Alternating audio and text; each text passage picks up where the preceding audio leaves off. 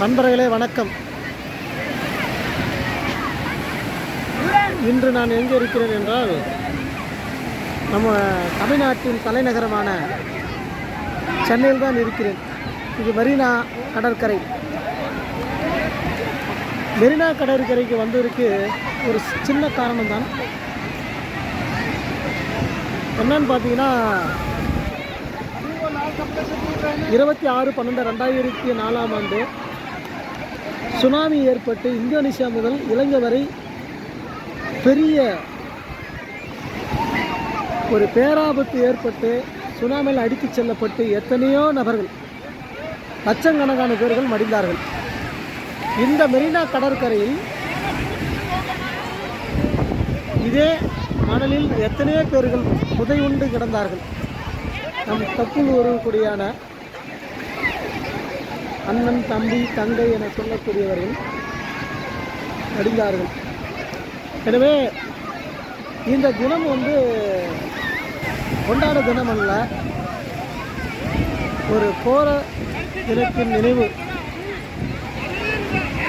எனவே இதை அனுசரிக்கும் விதமாக, துக்கமாக அனுசரிக்கும் விதமாக இன்று சென்னை வந்ததால் சரி மெரினாவை பார்க்க வேண்டாம். இந்த மெரினா கடற்கரையில் நம் தொப்புள் குடி உறவுகள் எத்தனையோ ஆயிரக்கணக்கான பேர்கள் மடிந்தார்கள். அவர்களுக்கு மௌன அஞ்சலியாகவும் கண்ணீர் அஞ்சலியும் செலுத்த வேண்டும் என்ற விதமாகவும் இந்த கடற்கரை நோக்கி வந்துள்ளேன். இங்கே ஆயிரக்கணக்கான பேர்கள் திரண்டுள்ளனர். இப்போ நேரம் பார்த்தோன்னா 6 மணி கடந்து விட்டது. அப்படி இருந்தும் போதிலும் கூட்டங்கள் கடல் அலை போல வந்து கொண்டே இருக்கின்றன.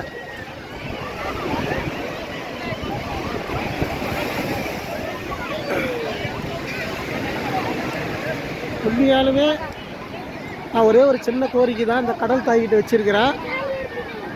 நீ ஏற்படுத்திய அந்த மரண வலிகள் மக்கள் மனதில் எப்போதும் நீங்காத வடுவாக உள்ளது. மீண்டும் இப்படி ஒரு சம்பவத்தை எந்த காலத்திலும் கொடுத்து விடாதே என்று தான் கடல் தாயிடம் வேண்டி கேட்டுக்கொள்கிறேன்.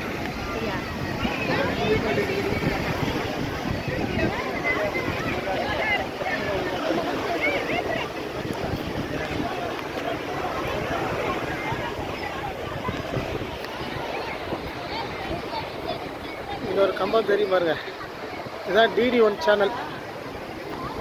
நம்மளாம் ஆரம்பத்தில் புதுகி சேனல்லாம் பார்த்துருப்போம், DD1 பார்த்துருப்போம். அதனுடைய இதுதான் இது. அப்படியே பின்புறத்தில் இங்கே பார்த்தீங்கன்னா எம்ஜிஆர் சமாதி, கலைஞர் சமாதி, அண்ணா சமாதியான இந்த அழகு கடற்கரையில் வைத்துள்ளது.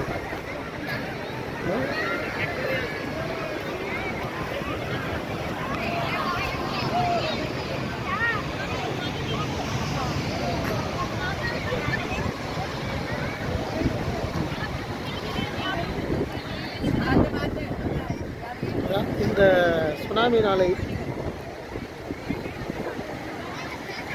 துக்கம் அனுசரிக்க வேண்டும் என்ற நோக்கில் தான் வந்துள்ளேன். கொஞ்ச நேரம் மௌனம் செலுத்திவிட்டு இப்போது நேரம் கடந்ததால் மீண்டும் அமைந்த கரைக்கு செல்ல இருப்பதுதான் இங்கிருந்து புறப்படுகிறேன். உண்மையாகவே இந்த சுனாமி யாராலும் மறக்க முடியாது.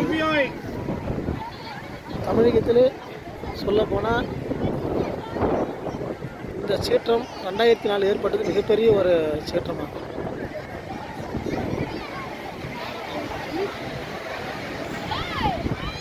வேறு நண்பர்கள் எல்லாம் வேறு குதிரையில் சவாரி.